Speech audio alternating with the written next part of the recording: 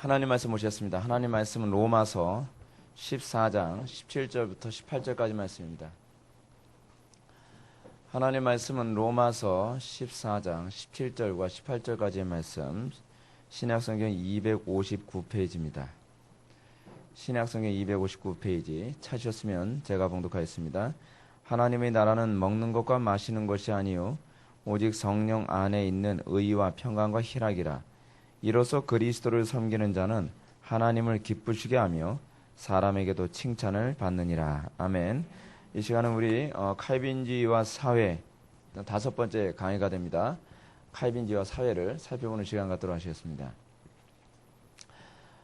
사회라고 하는 영역을 얘기하게 되면 우리는 흔히 이 사회라는 단어를 어떤 영역으로 우리가 적용을 하냐면 가정 밖에서의 어떤 영역들을 사회라고 생각하는 경향이 많이 있습니다. 근데 여러분 그거 아십니까? 마치 사람의 몸이 소우주라고 얘기하는 것처럼 가정은 사회의 소규모의 사회입니다.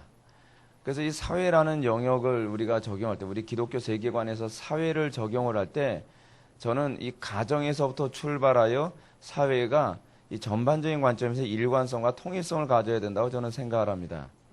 지금 우리가 살고 있는 시대에 가장 심각한 어려움이 무엇이냐면 가정에서의 삶과 사회에서의 삶의 통일성에 심각한 균열이 가 있다는 것이 문제입니다. 가정도 거의 해체 위기에 있고요. 가정의 해체 위기가 사회 해체라고 하는 영역까지 지금 가고 있습니다.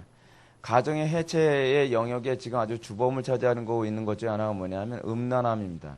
이 음란함의 문화가 가정 안에 침투해 들어서 이혼이라든지 뭐 여러 가지 가정의 해체를 일으키는 것뿐만 아니라 이것이 이제 동성애라고 하는 그 새로운 어떤 사회적 트렌드가 생기면서 이 동성 결혼이 일어나게 되면 사회는 이제 가히 이제 몰락의 길에 들어서게 되는 겁니다. 그러니까 우리가 이 소위 칼빈주의와 사회를 했을 때 이 사회의 영역을 가정에서 출발해서 소위 우리가 생각하는 사회, 국가적 사회의 전반적 영역까지 우리가 하나의 범주로 일관성 있게 우리가 살펴본다면 우리가 사회를 과연 어떻게 바라봐야 될 것인가 라고 하는 부분에 대해서는 좀 더 분명한 관점이 형성될 수 있으리라 생각을 합니다. 뭐 이렇게 보게 되면은 여러분 자본주의가 맞습니까? 그렇지 않으면은 사회주의가 맞습니까? 라고 하는 말은 답이 분명합니다. 자본주의도 답이 아니고요. 사회주의도 답이 아닌 게 분명합니다.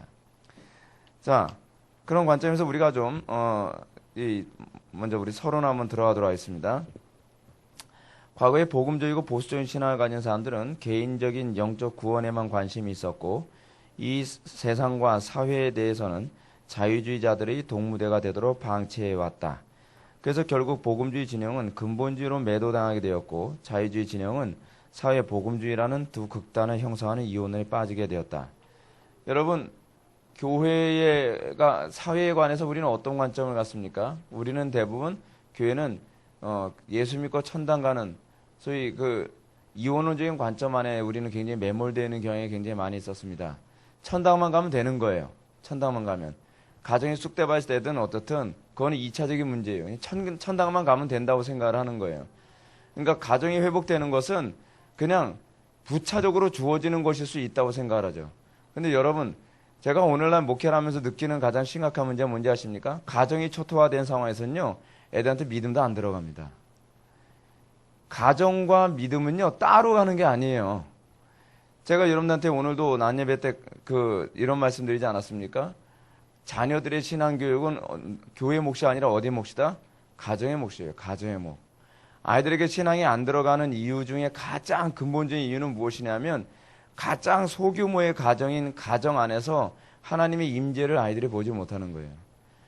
거기서 좀 더 이제 커진 사회가 뭐냐면 교회라는 사회거든요. 교회라고 하는 사회 공동체 안에서 아이들이 하나님의 통치와 하나님의 임재를 바라볼 수가 없는 거예요. 아이들에게 믿음이 들어가게 만드는 데서 가장 중요한 삼위일체적인 교육관이 있습니다. 그것이 뭐냐면 가정과 그 다음에 교회와 뭐죠? 그 다음에 학교예요. 이게 사실은 학생들이 가지고 있는 그 학생들이 항상 삶 속에서 접하게 되는 사회이거든요. 근데 이 사회에서 좀 더 이제 넘어서야 되면 이제는 학교는 사라지고 거기 이 자리에 뭐가 들어서죠? 소위 직장이라고 하는 사회가 들어서게 되는 거예요. 우리의 믿음이 어디서 이제 많이 흔들리냐 하면 아이들도 이제 동일합니다. 아이들은 1차적으로 가정에서 하나님의 임재와 하나님의 통치가 성실하게 수행되어지는 것을 볼 수 있어야 되겠죠. 그리고 그것이 교회 안에서도 동일하게 나타나야 돼요. 근데 아이들의 신앙이 요즘 어떻죠? 아이들은 교회 안에서 가르쳐지는 것이 가정 안에서 전혀 이루어지지 않고 있어요. 가정 안에서 이 가정은 여전히 사단의 통치 영역이에요. 교회에서 맨날 가르치는 것이 뭐냐 하면 예수 믿고 천당 가냐? 너 구원의 확신 있냐 없냐? 그것만 물어보지 가정 안에서 하나님의 통치가 있느냐? 그거에 별로 관심이 없죠. 우리 개혁주의는 그 하이델베르크 요리분담이나 웨스트민스터 신앙고백서를 가정 안에서 얼마나 충실하게 가르치냐에 굉장히 관심을 많이 갖습니다. 가정 안에서 자녀들을 어떻게 교육시키느냐, 가정 안에서 아이들을 말씀대로 정확하게 교육을 시키느냐에 관심을 갖습니다. 그리고 그래서 제가 먼저 빼도 가정에 관해서 그 자녀 양육에 관해서 제가 세미나 할 때도 가정은 일종의 뭐라 했죠? 조그만 교회라고 했죠. 그래서 참 그 가정 안에서 참 교회의 표징이 나타나려면 가정 안에서 뭐가 제대로 일어나야 돼요? 세 가지, 그렇죠? 말씀과 기도와 성례라고 하는 이 세 가지의 은혜의 방편이 잘 일어나야 돼요. 말씀과 성례와 권징이죠, 권징, 그죠? 그래서 여러분 가정 안에서 권징이 없게 되면 아이들이 바르게 말씀대로 자랄 수 없죠. 참 교회의 표징이 나타나려면 말씀과 그리고 성례와 권징이라는 것이 가정 안에 그대로 있어야 되는 것이 교회 안에서도 그대로 있어야 되고 또 그럼 사회는 어떻게 될까요? 사회도 그래야 돼요. 사회가 그랬을 때에 그 가정, 그 사회는 정말 건강한 사회가 되겠죠. 청교도들이 꿈꾼 사회가 바로 그런 사회가 아닙니까? 청교도들이 복음을 통해서 언덕 위의 집, 정말 하나님께서 다스리시는 사회를 만들기 위해서 청교도들이 꿈꿨던 것이 뭐냐면 하나님의 말씀이 바르게 가르쳐지고 그리고 어떻게 해요? 성례가 바르게 집행돼요. 성례가 여러분 뭐라 그랬죠? 성찬지식, 뭐 세례 이것만 얘기하는 게 아니라 했죠. 성례의 정신이에요. 성례의 정신. 성례 정신에 관해서는 여러분들 나중에 또 책을 보시거나 옛날 강의를 한번 들어보시면 좋을 거예요. 그리고 권징이 제대로 수행되었을 때 그 사회가 하나님께서 원하시는 사회가 된단 말이에요. 자, 이런 차원에서 봤을 때 우리나라의 가장 심각한 문제가 무엇인가? 뭐 다죠, 다. 다 문제인데 하나님의 그 말씀의 원리가 사회에 제대로 침투해 들어가지 못한다는 게 문제죠. 하나님의 말씀의 원리가 사회에 제대로 침투되어 들어가려면 어떻게 해야 되죠? 안 믿는 사람들을 예수 믿게 만들고 여러분들이 뭐 멀리 갈 것도 없어요. 여러분들의 삶의 영역에서 하나님의 말씀대로 살아야 돼요. 근데 이 문제는 그렇게 해서 소금과 빛의 역할을 감당하는 거거든요. 사회는 그렇게 개혁되어지는 거예요. 우리는 자꾸 어떻게 하죠? 기독교인들부터 하나님 말씀을 살지 않으면서 야, 요번에 나라가 개판이야. 나가자. 시위하자. 맨날 시위할 생각만 하는 거예요. 여러분, 사회개혁은 어디서부터 출발해요? 나부터 잘하는 거예요. 나부터 하나님 말씀에 순종하는 거란 말이에요. 나부터 사기치고 거짓말하고 엉뚱한 짓 하고 등쳐먹기 좋아하면서 사회개혁을 외친다는 것 자체가 웃기는 거죠. 지금 우리나라 사회 전반적인 문제가 뭔지 아세요? 사회를 개혁해야 된다라고 하는 사람들의 모습에서 이미 그들의 삶이 개혁의 대상으로 나타나고 있다는 게 문제예요. 여러분, 우리는 어디서부터 개혁이죠? 나로부터의 개혁이에요. 출발이 나부터 개혁을 해야 된단 말이에요. 그런데 우리 그리스도인들부터 정말 하나님의 말씀대로 살지 않으면서 세상에 썩었다. 썩게 누구 얘기를 하려고 그래요? 똥 묻은 개가 겨 묻은 개를 지금 나무라는 거하고 별반 차이가 없어요. 더 날 것도 없단 말이에요. 우리부터 하나님의 말씀을, 그래서 여러분 기독교 신앙은 사회개혁을 얘기하기 전에 뭐부터 얘기하냐면 나부터 회개하는 것부터 시작해요. 내가 죄인이었습니다. 여러분 가정이 회복이 안 될 때 항상 나타나는 특징이 뭔지 아십니까? 남편이 문제야. 애들이 문제지. 또는 아내가 문제지.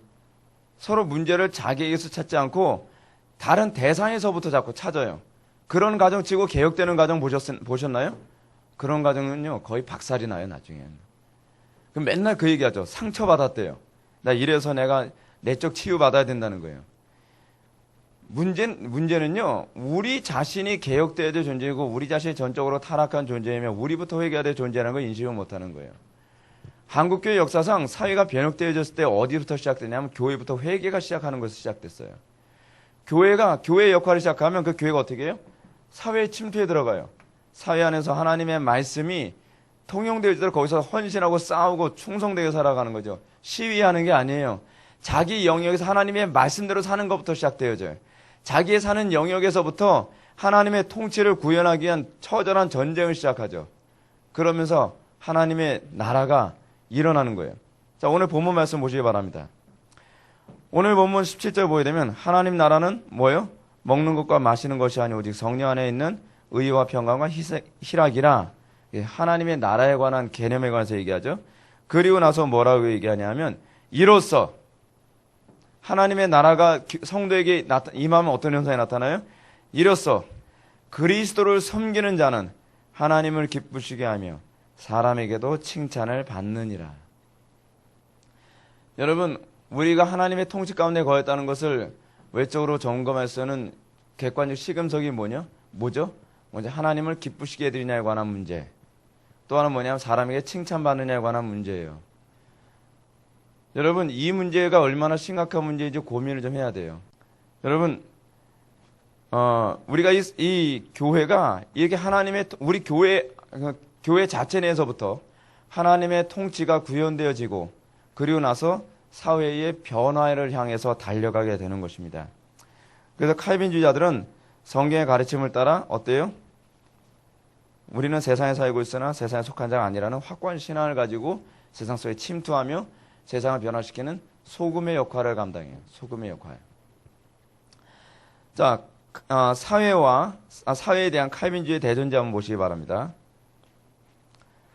1번입니다. 33페이지. 여러분, 칼빈주의의 대전제 1번 보시기 바랍니다. 하나님의 창조와 인간의 타락과 하나님의 구속이라는 부분을 보시겠습니다.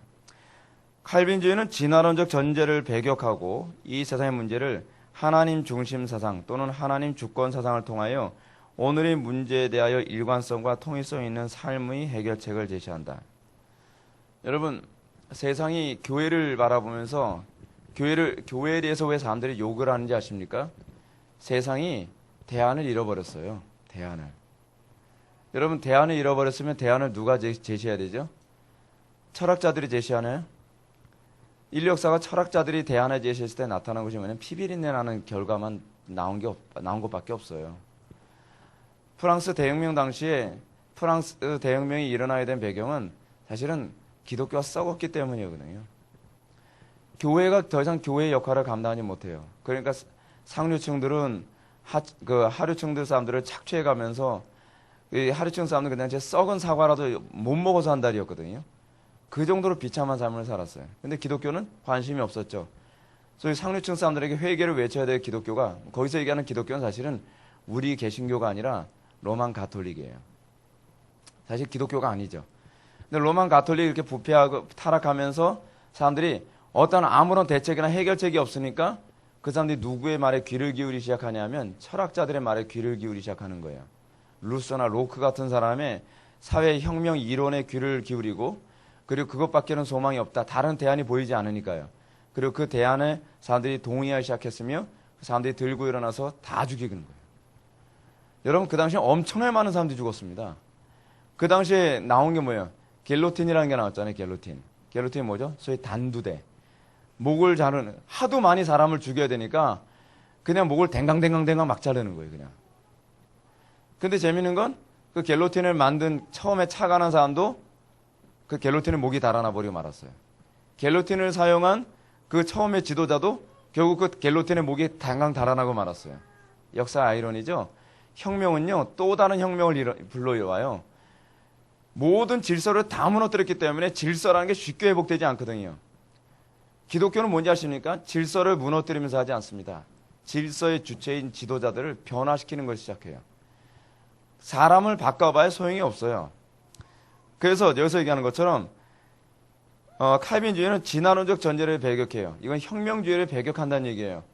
근데 요즘에 이 우리 개혁주의 노선에 안에 있다고 하는 그 목사님들 중에서 이 사회혁명론에 대해서 동의하고 사회혁명적 사고방식과 철학적 사고방식을 가진 사람의 글을 자기 블로그나 페이스북에다 막 도배를 하는 분들 있죠.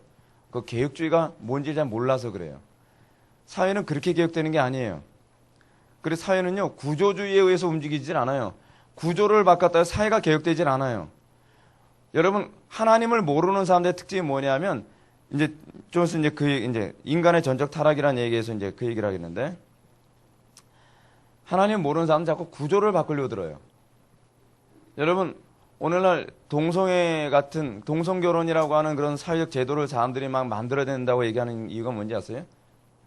그래서 구조를 바꾸면 사회가, 이 문제가 해결될 거라고 생각하는 거예요. 이번 뭘까요? 인간의 전적 타락?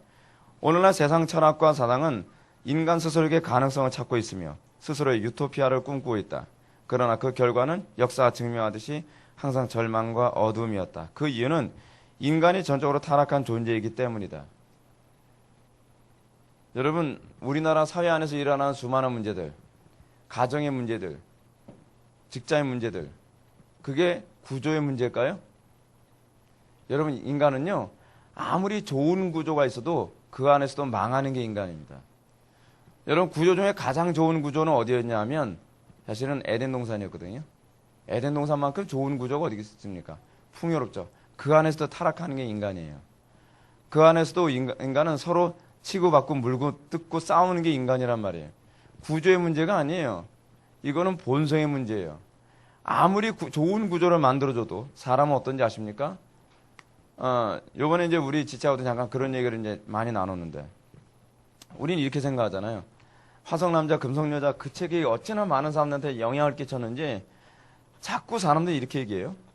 여러분, 화성남자, 금성여자 읽어보신 분들 많죠? 그 책을 보게 되면 이런 얘기를 해요. 아름답고 그리고 사랑스러운 가정을 이끌려면 남자들이 여자에 대해서 최대한 많이 배려를 해야 된대요. 그래서 아직까지 제가 기억 남는 게 있는데 뭐냐면 화장실을 가면 제발 남편들이요 변기 뚜껑을 닫아주시오. 아내를 위해서 배려하라는 거예요. 근데 그 양반들 이혼했어요. 여러분, 이거는요 구조나 시스템에 관한 문제가 아니에요. 그 사람들이 이렇게 얘기해요. 행복한 가정을 이루는 데 있어서 돈이 문제라는 거예요. 돈이 문제이기 때문에 이제 우리가 좀 있으면 이제 얘기하는 것처럼 더블 인컴, 이 두 사람이 같이 맞벌이를 하게 되면 어떻게 더 많은 수익이 있으니 가정에다 행복할 수 있지 않겠느냐. 근데 더 많은 수익이 좋단 말이에요. 수익은 2배로 이제 들어온 것 같은데 가정에 들어가면 둘 다 피곤해요. 여러분, 집안에 들어가면 남편의 역할과 아내의 역할이 따로 있죠. 남편이 해야 될 역할과 아내가 해야 될 역할, 이 역할이 무너지는 거예요. 두 사람이 맞벌이를 하다 보니까 한쪽에서는 서로가 피곤한데 음식 누가 만들 것이고 청소는 누가 할 것이고 애는 누가 키울 것인가에 관해서 이제 문제가 생기기 시작을 해요. 근데 여러분, 맞벌이 하게 되니까 어떤 현상이 나타나죠? 적어도 애 양육은 이제 부모가 할 수 없는 거예요. 여러분, 우리 기독교는요, 학교 교육뿐만 아니라 자녀 신앙 교육도 부모 몫이에요. 근데 2배로 벌려면 그만큼 2배로 시간을 뺏기겠죠. 그러니까 자동적으로 애들을 어느 쪽으로 가죠? 이게 사회주의로 가버리는 거예요. 위탁 교육을 하는 거예요. 위탁. 타가소의 관점으로 할 수밖에 없어요. 너무 바쁘니까. 기저귀도 갈지 않은 애들을 어린이집이나 그 유치원에 보내가지고 애들로 하여금 부모가 교육시켜야 될 의무를 사회에게 맡기는 거예요. 애들이 뭘 배우면서 자라는지 아십니까? 애들이 어떻게 크는지 알긴 하세요? 이번에 어린이집 구타 사건은요, 이게 얼마나 사회적으로 문제가 심각한지를 잘 보여주는 거예요. 아이가 구타를 당한다? 그럼 그러죠. 그 어린이집에다 CCTV를 설치해라. CCTV 설치하면 애들이 안 만나요? 선생님들이 바보입니까? 때리고 싶은 애 CCTV 없는 데서 때리면 되는 거 아니에요? 그리고 CCTV 안 찍히는 데서 애들 언어로 폭력하면 되는 거 아니에요? 그래서 이제 법을 더 강화시켰어요. 한 번이라도 이 폭력의 사건이 일어나면 그 어린이집이나 유치원은 문을 닫게 하겠다. 그런다고 인간의 죄성이 이게 막아집니까? 문제는 그 문제가 아니에요. 부모들은 왜 그 나이 때 거기 보내냐는 게 문제예요. 자기가 자기 자녀들을 키워서 봐요. 그럼 아이들이 이렇게 되겠나? 자기가 편하자고 눈도 못 뜨고 잠에 취해 있는 애들을 8시만 되면 자가용으로 데리고 가다가 애를 거기다 맡기고 가는 거예요. 왜냐하면 맞벌이를 해야 되니까.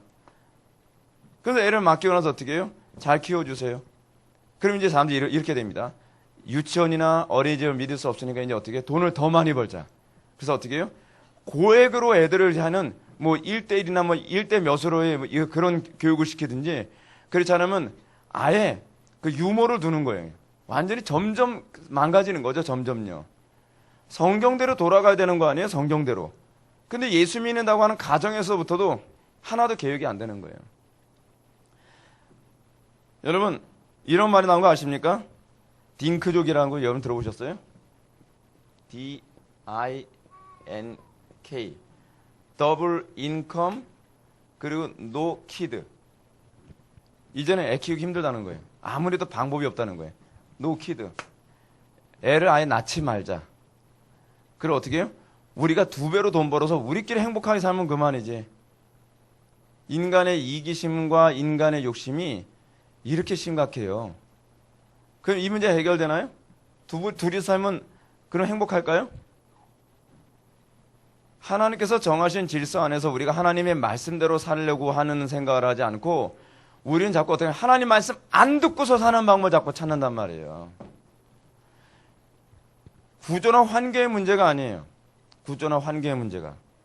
여러분 이 자본주의나 사회주의라고 하는 이 문제도요. 구조적인 문제 가지고서 얘기하는 거거든요. 어떻게 해야 우리가 더 풍요롭게 살 수 있는가? 여러분 우리의 사는 문제는 어떻게 풍요롭게 사는가의 문제인가요? 적어도 기독교인들은 그렇게 출발하면 안 되죠. 우리가 학교를 다닙니다. 근데 우리는 애들 학교를 보내는 이유가 뭐냐면 사회인이 되게 하는 데 관심을 갖고 있죠. 어떻게 사회생활에 적응 잘하고 어떻게 해야 잘 먹고 잘 사는 아이를 키울까? 우리는 그런 목적에 출발하면 안 됩니다. 우리는 아이들에게 학교를 보내는 이유는 무엇이냐면 그 성경적 홈스쿨링이라고 하는 그 책에 보니까 거기서 이런 얘기 하고 있어요. 홈스쿨링을 하는 데 있어서 중요한 핵심이 무엇인지 망각하면 안 된다. 그 핵심은 아이들이 얼마나 공부를 잘하고 얼마나 좋은 대학 가고 얼마나 좋은 직장에 취직하냐가 있지 않다. 아이들이 하나님을 경외하는 그리스도인이 되게 하는 데 있다. 그것 자체가 흔들리면 안 된다는 거예요. 우리는 아이들에게 공부를 시키는 이유는 뭐냐면 사회에 진출해서 어떻게 하나님의 영광을 드러내며 살아가는 존재가 될 것인가에 초점이 맞춰져야 돼요. 근데 우리는 그 뿌리부터 흔들리고 있어요. 그 뿌리부터 흔들리면서 우리는 어떻게 더 많은 돈을 벌고 어떻게 사회적으로 인정받고 사람들에게 박수받는. 그래서 여러분 교회 안에서도 어떤 사람들이 그 대접받죠? 교회 안에서 아유 글쎄 요번에 개똥이 엄마 축하해요. 애가 요번에 뭐 서울대학교 뭐 물리대 들어갔다면서 아유 얼마나 좋을까. 어떻게 했기 때문에 그래요? 신앙은 개떡이거든요. 이름도 참 잘 쳤죠. 개똥이 엄마. 애 신앙은 개떡.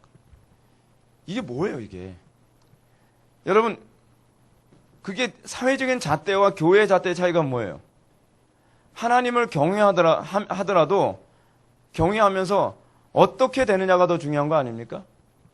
근데 우리는 사고 방식 자체부터가 세상 사람 똑같아요. 자, 그러다 보니까 어떤 현상이 나타나냐면 교회 안에도 사회주의냐 자본주의냐에 관한 문제가 대두되죠. 자본주의가 문제가 있다고 얘기해요. 문제 있어요. 문제가 왜인지 아세요? 약육강식 생존 경쟁 때문에 부익부 빈익빈이 점점 심해져요. 그래서 이 자본주의 안에 이제 뭘 집어넣냐 하면 그러니까 국가에서 자본주의를 통제하도록 만들어요.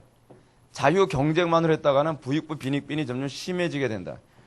국가가 소위 시장을 통제하도록 만든 것의 정도가 넘어서면 그게 사회주의가 되는 거거든요. 근데 문제가 뭐냐면 이게 자유 경쟁의 문제가 아니라니까요. 뭐 때문에 자유 경쟁하느냐가 중요한 문제예요. 내가 더 잘 살기 위해서냐? 그렇다면 내가 하나님의 영광을 나타내기 위해 자유 경쟁을 하느냐고 하는 문제예요. 만약에 자유 경쟁에서 돈을 번 사람들이 그 돈을 내가 남들보다 더 풍요롭게 살고 남들보다 더 떵떵거리면서 살기 위해 돈을 버는 것이 아니라 소위 이 번 돈을 가지고 사회에 환원하고 더 하나님의 영광을 나타내고 이웃을 위하여 살아간다면 사람들은 자본주의라고 하는 체제가 잘못됐다라고 얘기하지는 않을 거예요. 지금 자본주의나 사회주의는요, 다 뭐의 문제인지 아십니까? 방식은 다른데 결과적으로는 분배의 문제예요. 분배 문제. 강압적으로 분배할 것인가, 자발적으로 분배할 것인가에 관한 문제예요. 자본주의가 지금 질타를 받는 문제는 뭐냐면 자발적으로 분배를 안 하니까 사회주의처럼 정부에서 강압적으로 분배를 해야 된다라고 얘기하는 거예요. 그래서 공산하죠, 공산. 같이 공동으로 산출을 낸다는 얘기예요. 그렇게 해서 정부가 돈을 받아들여서 그거 가지고 소위 마르크스 레닌주의는 뭐냐면 너희들이 원하는 대로 써라. 원하는 대로 쓰면 어때요? 더 많이 쓸 애를 쓰죠. 그러니까 산출하는 건 한계가 있고 사람들이 욕심이 많으니까 더 많이 쓰려고 하면서 공산주의가 안 되는 거예요. 그럼 정부는 어떻게 하죠? 너희들이 원하는 대로 줄 수가 없다. 어떻게 해요? 똑같이 분배해 주겠다. 뭐 이렇게 되는 거죠. 똑같이 분배가 되나요? 오히려 더 계급이 더 심해지잖아요? 분배가 문제가 되는 거예요. 분배. 양쪽에 다 문제가 무엇이냐면 하나님이 분배 주체가 돼서 사람들 마음속에 내가 이웃을 위해서 사회 환원하고 나눠주는 이 성경적인 마음을 가진다고 한다면 여러분 성경은요 사회주의적 성향이 많이 있어요. 실제로요. 마르크스 레닌주의가 성경에서 나온 사고방식이거든요. 성경을 근거로 해서 시작된 게 마르크스 레닌주의예요. 거기서 소스를 찾은 게. 근데 문제가 한계가 생겼죠. 뭐죠? 분배를 누가 해야 돼요? 하나님이 분배하게 하셔야 되는데 사람이 분배하면서 거기 문제가 생겨요. 산출은 어떻게 하죠 원래요? 각자 최선의 노력을 해가면서 각자 자기가 가지고 있는 그 직장 생활은 수익의 수단이 아니라 이웃 사랑이 위한 수단이라고 생각돼야 되면 자본주의나 사회주의는 별 문제가 될 게 하나도 없어요. 근데 산출도 우리가 수익을 내기 위해서 산출을 하고 그리고 분배도 어떻게 해요? 내가 더 풍요롭게 살기 위해서 분배를 선택하려고 하니까 이 안에서 계속 싸움박질이 계속 일어나는 거예요. 제도를 바꿔나면 달라지나요? 자본주의에서 사회주의로 가면 좀 나아질까요? 안 나아지잖아요. 자본주의에서 사회주의로 갔더니 국가 부도까지 나요. 아르헨티나도 그 케이스거든요. 아르헨티나는 우리나라 못지않게 잘 살던 나라인데 그 나라도 사회주의로 전향하면서 나라가 국가 부도가 일어났어요. 지금 그리스도 그 꼴 됐잖아요. 그럼 또 사람들은요. 하나님이 정하신 그 원론으로 돌아가지 않고 인간이 문제야로 돌아가는 것이 아니라 또 구조의 문제야라고 하게 되면 사회주의에서 다시 어디로 돌아가자고 이제 운동이 일어나요? 그 자본주의로 돌아가자라고 운동을 자꾸 해요. 자본주의 돌아가면 또 문제가 생기죠. 사회주의 돌아가면 또 문제가 생기죠. 양쪽 널뛰듯이 왔다 갔다만 해요. 여기에 유일한 답은 누가 줄 수 있어요? 교회만 줄 수 있어요. 성경만 줄 수 있단 말이에요. 어디로 돌아가야 돼요? 사람들이 마음이 변해야 돼요. 스크루지 같은 사람, 그렇지 않으면은 삭개오 같은 사람이 변화돼서 그걸 가지고 사회에 환원하는 것이 돼야 된단 말이에요. 그렇게 되면 어떻게 돼요? 그러면 사회가 문제가 생기지 않죠. 우리 개혁주의, 그러니까 성경이 얘기하는 항상 문제는 뭐냐 하면 가정도 구조의 문제가 아니라는 거예요. 가정도 조그만 사회라 했잖아요. 가정의 문제는 뭐죠? 오늘날 교회개혁 얘기하는데 여러분 교회 개혁을 얘기하면 자꾸 시스템만 개혁하자라고 얘기하는 사람들이 굉장히 많이 있어요. 그래서 어떤 모 교회에서는 시스템을 개혁하기 위해서 무슨 얘기냐면 교회의 직분제도를 다 무기력화 시키자는 거예요. 교회가 계급주의 사회가 되어버렸다는 거예요. 그래서 뭐라고 얘기해요? 목사는 어쩔 수 없으니까. 장로 직분부터 장로 또는 권사, 안수집사 이거를요 나이별로 주자는 거예요. 계급이 되지 않도록 하기 위해서. 어느 정도 나이가 되면 안수집사 주고 어느 정도 나이가 되면 여자들은 권사, 남자들은 장로로 직분 주자는 거예요. 제도를 개혁하면 될까요? 문제는 이 계급주의가 교회 안에 왜 생겼죠? 교만 때문에 생긴 거거든요. 솔직히 얘기해서 하나님의 말씀에 대한 무지 때문에 생긴 게 바로 이 직분이 남용되는 거거든요. 겸손해지면요. 그 사람들이 성령으로 거듭나서 겸손해지면 안수집사 됐다고 해서 교회 문제 안 일으켜요. 권사가 됐다고 해서 교회에서 문제 안 일으킨단 말이에요. 장로가 됐다고 해서 교회 문제 일으키는 게 아니에요. 직분이 문제를 일으킨 것이 아니라 구조가 문제를 일으킨 것이 아니라 뭐가 문제예요? 인간의 본성이 변화되지 않은 게 문제란 말이에요. 그리고 본성이 변화되지 않은 사람을 장로, 권사, 안수집사 세우는 게 문제 아닙니까? 저 양반 보니까 사회적 지위가 있어. 저 사람 보니까 신앙은 없지만 돈이 많어. 그래서 뭐예요? 그래서 장로 세우고 권사 되고 안수집사 세웠단 말이에요. 문제는 거기에 있어요. 본질의 문제, 인간의 본성에 관한 문제란 말이에요. 목사는 다릅니까? 목사도 아무나 하나님에 대한 그 경외심도 없는 사람이 목사가 돼서 지금 한국교회 이 지경 된 거 아니에요? 그러니까 문제는 성경에 항상 접근해 들어가는 방식이 뭐냐면 구조에 관한 문제로 접근하진 않아요. 그래서 예수님이나 사도들은요, 복음을 가지고 구조를 개혁하는 행동을 하지 않았어요. 혁명적인 행동을 하지 않았단 말이에요. 여러분, 예수님이 사회혁명에 합니까? 제자들이 사회혁명이에요? 그런 거 아니에요.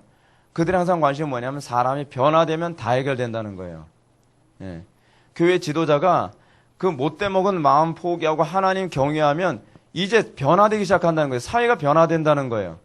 삭개오가 내가 내 주머니밖에 챙길 줄 모르는 삭개오가 변화되면 어떻게 돼요? 사회가 또 변화되는 거예요. 그게 교회가 이 사회를 바라보는 방식입니다. 그래서 여러분들 교재를 보게 되면 이렇게 전적으로 타락한 존재인 인간의 학설과 행위는 오늘의 문제에 대해 진정한 해답이 될 수 없다. 오히려 인간 스스로의 노력은 사망을 가중시키는 결과를 초래하였다. 고로 우리가 사회 문제를 말할 때 인간의 전적 타락과 부패가 반드시 전제되어야 할 것이다. 그럼 어떻게 인간의 전적 타락과 부패 문제를 해결할 수 있느냐에 관한 질문이 나오죠. 그 질문에 대한 해답 바로 솔루스 크리스투스, 오직 예수 그리스도 안에서만 이 문제 해결될 수 있다는 거예요. 복음이 뭐죠? 예수 믿고 천당 가는 건가요? 그게 아니죠. 복음은 우리가 그리스도를 통해서 하나님과 화해된 관계로 살아가는 거예요. 그게 복음이에요. 하나님과 관계를 회복할 수 있는 길이 열렸다는 거예요. 그 길이 뭐예요? 예수 그리스도거든요. 그래서 예수님 뭐예요? 내가 길이다. 내가 길이다. 무슨 길이라는 거죠? 나로 말미암고 저는 아버지께로 올 자가 없느니라. 아버지께로 갈 수 있는 길. 아버지가 화해할 수 있는 길. 아버지가 화해하면 어떤 현상이 나타나요? 그는 거룩한 백성이 되죠. 그는 그리스도의 형상에 참여하게 되죠. 그렇게 하면서 어떻게 현상이 나타나요? 가정부터 개혁이 일어나는 거예요. 복음은 천당 가느냐 지옥 가느냐에 관한 문제 이전에 그가 하나님과 정말 관계를 회복한 존재인가 아닌가에 관한 문제예요. 하나님과 관계 회복되어지면 그 다음엔 어떻게 되죠? 가정을 성경적으로 다스리게 되죠. 그가 변화되면 어떻게 돼요? 가정만 그렇게 다스릴까요? 법조인이면 법조계를 성경적으로 다스리려고 하겠죠. 그가 교육자면은 교육을 성경적으로 하려고 하겠죠. 요즘 학교 선생님 중에서 괴상 선생님들 많다고 제가 말씀드렸죠. 제가 그때 부천에서 제가 전도사 사역할 때인데 그 애가 저보고 하소연하는 거예요. 전사님, 걔가 중학교 1학년인가 2학년이었는데 학교 가는 게 정말 너무 싫어요.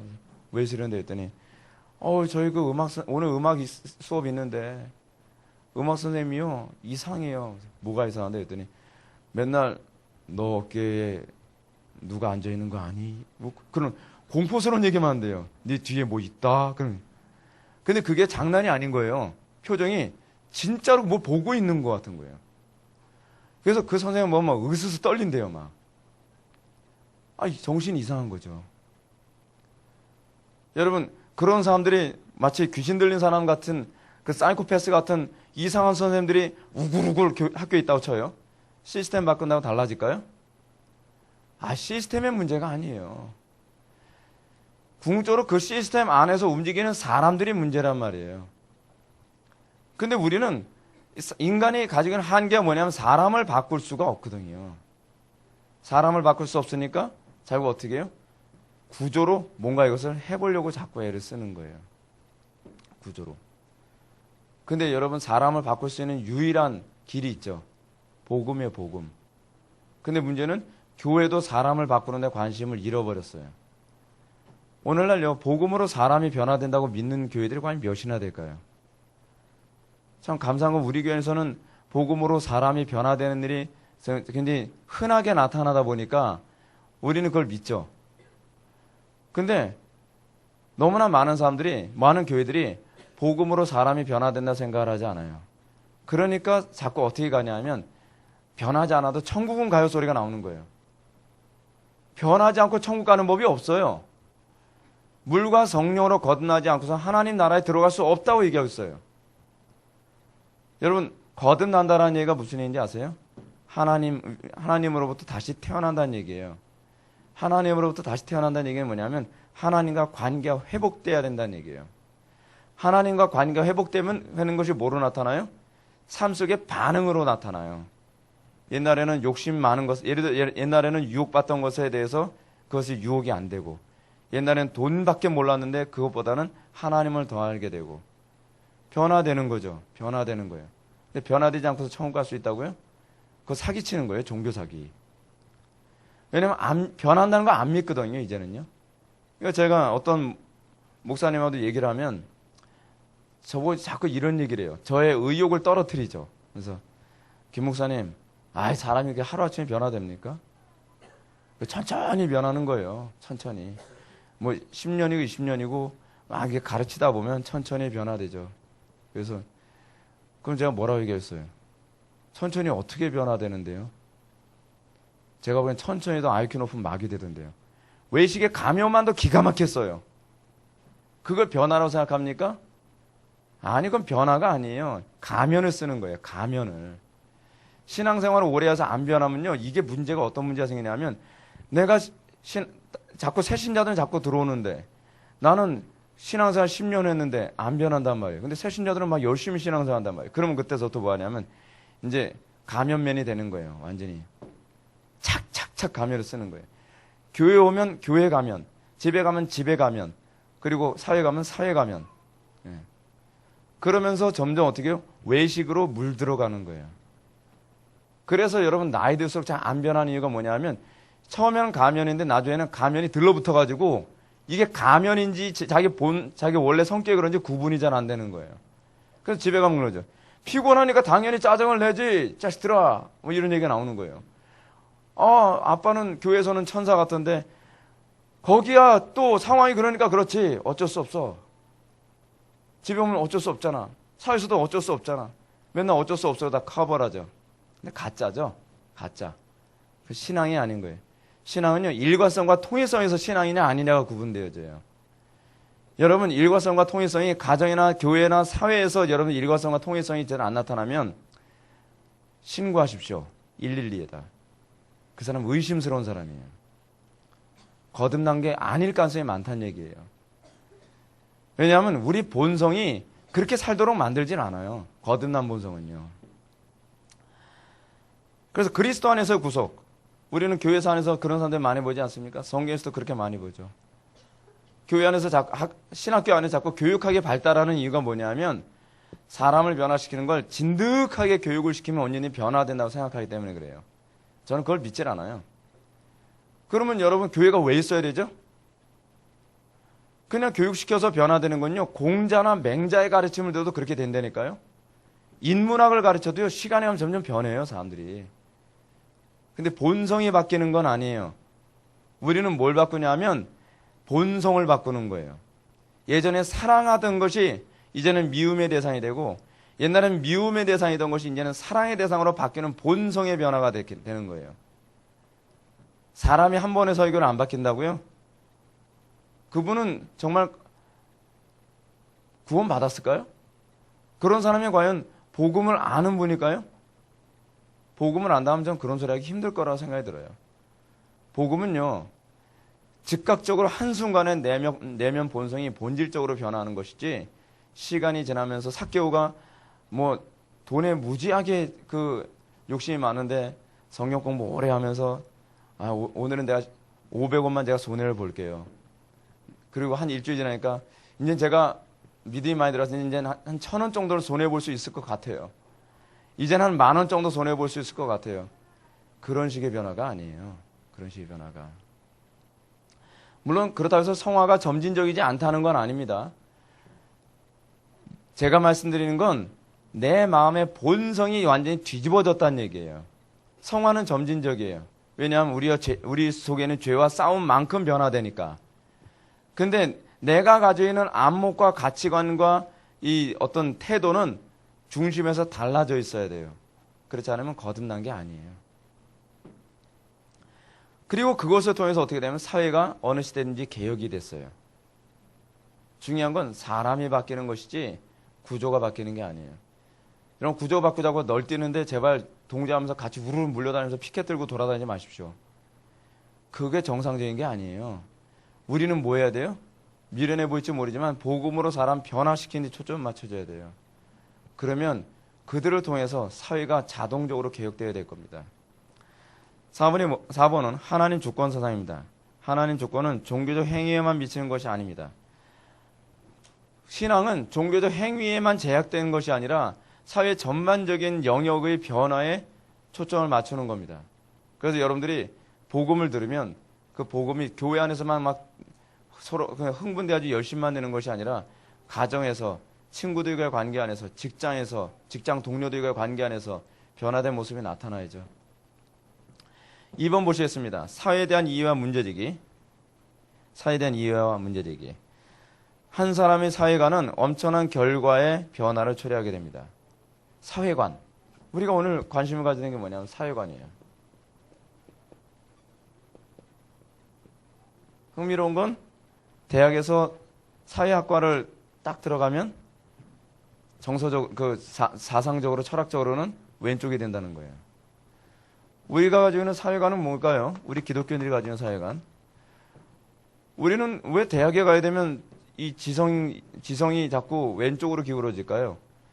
그들이 생각하는 사회관은 사회주의적 사회관을 배우기 때문에 그래요. 성경이 얘기하는 사회관은 무엇일까요? 성경이 얘기하는 사회관이 어떻게 보면 약간 사회주의적 사회관과 좀 비슷해 보일 수 있어요. 왜냐하면 우리가 추구하는 바도 공동체니까. 예. 근데 그 공동체라는 개념은 공산적 공동체가 아니에요. 각자 개인적 산출을 하고, 근데 그 산출의 목적이 뭐냐면 내 이익을 위해서가 아니라 하나님의 영광을 위해서요. 그 이웃을 사랑하기 위해서요. 여러분 직업을 어떻게 선택하죠? 나는 꿈이 있어요. 무슨 꿈이지? 저는 나중에 유명한 그 교수가 되는 게 꿈이에요. 이유가 뭐지? 그래야 존경받으니까요. 뭐죠? 땡이죠. 나에겐 꿈이 있죠. 무슨 꿈이지? 저는 사업가가 되는 게 꿈이에요. 이유가 뭐지? 그렇게 해야 돈을 많이 벌고 제가 전혀 52인치 TV 놓고서 사는 게 제 꿈이었어요. 땡이죠. 우리가 하는 꿈은 뭐죠? 하나님의 작정이에요. 하나님의 나라를 꿈꾸는 거예요, 우리는요. 하나님의 나라를 꿈꾸고 하나님 나라의 그 확장을 위해서 나는 이쪽 영역에서는 헌신하고 싶어요. 난 이쪽 영역에서 헌신하고 싶어요. 내가 어느 쪽으로 하나님의 영광에 부름받았느냐 관심을 갖는 것이지 내가 좋아하는 게 무엇이냐가 아니에요. 저는 목사가 되고 싶지 않았거든요. 근데 저는 목사로 부름받았다는 것을 확신하게 됐어요. 그래서 이게 가는 거예요. 제가 알게 됐어요. 아, 내가 좋아하는 것이 내 꿈은 아니구나라는 걸 알았어요. 내가 좋아하기 때문에 반드시 이쪽이 하나님께 나를 부르신 쪽일 거야. 저는요, 그림 그리는데 저는 은사가 있어요. 전 그림 그리는 거 되게 좋아하거든요. 그래서 저는 제가 별로 앞에 나서 말하는 거 좋아하지는 않았어요. 그래서 저는 이 음악하는 걸 되게 좋아했어요. 저는 성악가가 되고 싶었어요. 그런데 우리 어머니가 그러셨죠. 돈 없다. 네. 그래서 접었어요. 어머니 저 그림 쪽으로 가고 싶은데요. 전 배고프다. 네. 그래서 접었어요. 아, 아니구나. 우리의 꿈은 어디 있어요? 하나님이 나를 통해서 뭘 하기 원하시냐예요. 우리는 그 꿈에 관한 개념도 소명에 관한 개념도 바르게 가져야 돼요. 왜냐하면 대부분 청소년 무슨 수련회 가야 되면 여러분들이 좋아하는 것이 무엇입니까? 그것이 바로 여러분들에게 향한 하나님의 꿈인 걸 믿으시기 바란다. 그런 청소년들 아멘 할렐루야 난 힙합인데 그럼 힙합으로 가야지. 아 그런 애들 많아요 실제로요. 그래서 힙합으로 무슨 하나님께 영광 돌리겠대요. 난 테크노로 난 뭐 그렇지 않으면 나는 뭐 영화 배우로 뭐 연예인에서 뭐 하려고요? 무슨 남 잔인하게 죽이는 영화 배우 하려고 할 거예요? 배드신 찍을 거예요? 그래서 무슨 영화 배우 한다고? 하나님 영광을 드러내겠다고요? 이건 코미디죠, 코미디. 무슨 말도 안 되는 소리야. 자기 욕심 채리고 싶은 거 아니겠습니까? 내가 좋아하는 것이 하나님이 좋아하시는 걸 생각하는 게 뭐라고요? 그 실존주의적 사고방식이거든요. 거꾸로예요, 거꾸로. 하나님이 좋아하는 것에 내가 좋아하는 걸 포기하는 게 신앙이에요. 근데 우리는 내 타락한 본성을 채우기 위해 자꾸 뭘 하냐면, 그래, 내가 좋아하는 건 하나님이 좋아하시겠지. 너 뭐 좋아하는데? 죄 짓는 거예요. 그렇잖아요, 사실은요. 그래서 우리는 내 죄를 자꾸 이런 식으로 합리화시켜요. 하나님께서 원하시는 거라고 생각하는 거예요. 자기 생각이죠. 자기 생각. 그래서 발트주의가 위험하다는 거예요. 발트주의가. 발트주의는 성경 가지고서 죄를 짓는다니까요. 이게 얼마나 사악한 겁니까? 자기가 죄지려고 하는데 양심의 거리끼거든요. 근데 성경을 보다 보니까 성경 말씀이 자기의 이 죄를 합리화해줘요. 막 자살하고 싶어서 난 더 이상 살 가치가 없어. 근데 성경은 뭐라고 얘기할까 하다니. 가룟 유다가 자살했더라. 역시 성경은 항상 나에게 응답을 해주시지. 성경이 그런 식으로 얘기해 주나요? 우리는 그런 식으로 성경을 우리 삶 속에 적용할 되게 좋아하지 않습니까? 그러면서 자기의 죄를 하나님이 시켰다라고 얘기하기 좋아하잖아요. 여러분, 이게 얼마나 큰 죄악인지 아세요? 그게 여호와 이름을 망령되 일컫는 거예요. 여호와 이름을 망령되 일컫는 걸 성경 가지고 놀고 있어요, 지금요. 한국교회가 얼마나 큰 죄를 저지른지 몰라요. 그 큐티 운동 때문에요. 큐티 운동. 그 무슨 난리교회 있잖아요. 그 교회가 자꾸 이렇게 만들었죠. 사회관에 관해서 우리가 바뀌어야 되죠. 그 기독교 사회관은 뭐예요? 저는 이렇게 생각해요. 하나님 나라. 이게 기독교 사회관이에요. 하나님 나라를 이 땅에 정착시키는 것. 하나님의 나라는 의와 평강과 희락을 했죠. 하나님의 나라의 가장 중요한 것이 뭐냐면 하나님의 법이 통용되는 거예요. 저는 그런 차원에서 법 쪽에 기독교인들이 많이 가야 된다고 생각이 들어요. 점점 법이 어떻게 되죠? 죄 짓는 건 편하고, 그러니까 어떤 사회 구조가 좋은 사회 구조냐면 죄 지려면 땀을 흘려야 되고 하나님 말씀을 살려면 땀 안 흘려도 되는 그런 구조가 좋은 구조거든요. 근데 우리나라 사회 구조가 점점 어디로 가고 있죠? 죄 지는 데는 땀을 안 흘려도 돼요. 음란 사이트 들어가는 거요. 손가락만 몇 번 턱턱 누르면은 음란 사이트 곧바로 직행해서 들어갈 수 있어요. 아주 땀을 안 흘려도 죄를 짓기가 너무 좋죠. 옛날에 우리 중학교 때는요, 그 야리꾸리한 그런 사진을 보려면 친구들이 희한하게 어디서 뭐 그런 거 구해가서 막 보는 거예요. 그 땀을 흘려야 가능했던 거예요. 땀을 열심히 흘려야 돼요. 그래야 이쁜 여자들 그런 사진 본다는 거예요. 지금은 땀을 안 흘리고 그냥 눈만 돌려도 그냥 온통 음나는 거 투성인 거예요. 요즘 애들 불쌍하죠. 진짜 불쌍해요. 거룩하게 살려면, 그러니까 우리 자매 중에 하나는 그러잖아요. 안경을 안 쓰고 다닌다고요. 나쁜 시력을 그냥 사용해서. 그렇게 땀을 흘려야 돼요. 이게 얼마나 힘든 세상입니까? 그래서 법을 어떻게 해야 돼요? 하나님의 말씀대로 살기 좋은 사회적 구조로 만들어야 돼요. 왜요? 그것이 우리가 가지고 있는 사회관이에요. 성도들이 어디 가든지 세상을 그런 구조로 만들어야 돼요. 근데 이게요, 사회적 저항이 심하죠. 왜냐하면 죄 짓는 걸 너무 좋아하는 사회적 풍토가 된 상태에서 법을 바꾸다거나 구조를 바꾸려고 하면 사람들은, 지금 우리나라 간통죄 합법화됐잖아요. 간통죄 합법화되는 건 쉽게 넘어가도요, 이걸 다시 이게 죄다라고 규정을 하려면 엄청난 사회적 저항에 직면할걸요.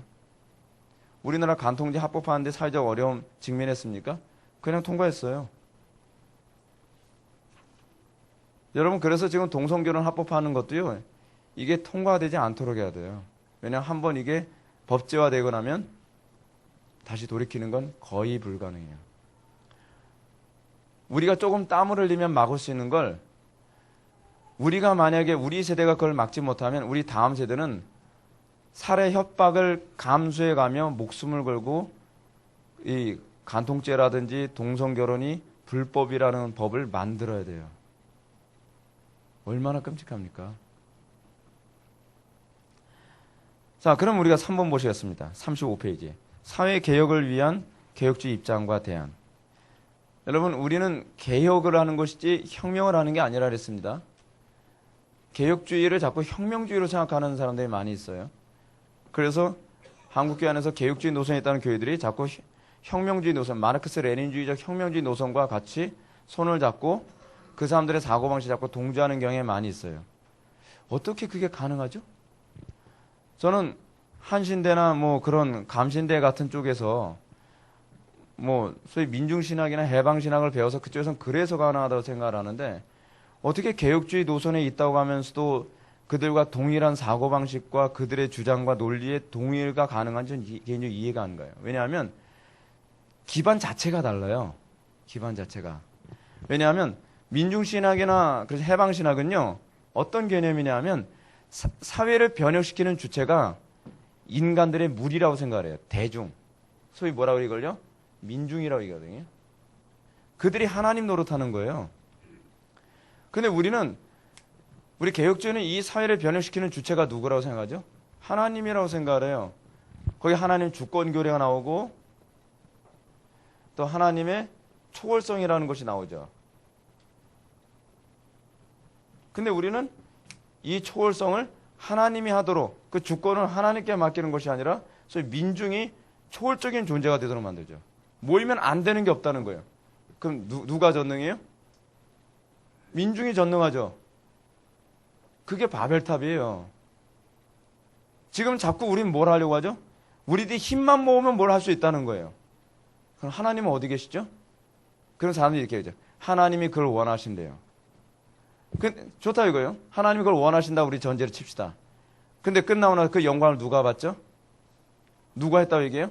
우리가 해냈다 그러지. 하나님 해냈다라고 얘기합니까? 그럼 그 말은 자기 합리화라는 것밖에 되지 않죠. 민중의 힘이다라고 얘기하지 않습니까? 민중의 전능성과 주권을 지금 얘기하고 있단 말이에요. 근데 그게 과연 개혁주의와 같이 갈 수 있는 건가요? 와, 저는 오늘날 기독교가 이 지경까지 가는지 모르겠어요. 이유가 있어요. 아무리 가르쳐도 사람들이 안 변하거든요, 사회가.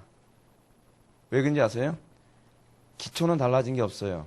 하나님의 주권과 초월성을 인정하려면 개혁주의는 여기 항상 뭐가 같이 가야 되냐면 기도가 같이 가거든요.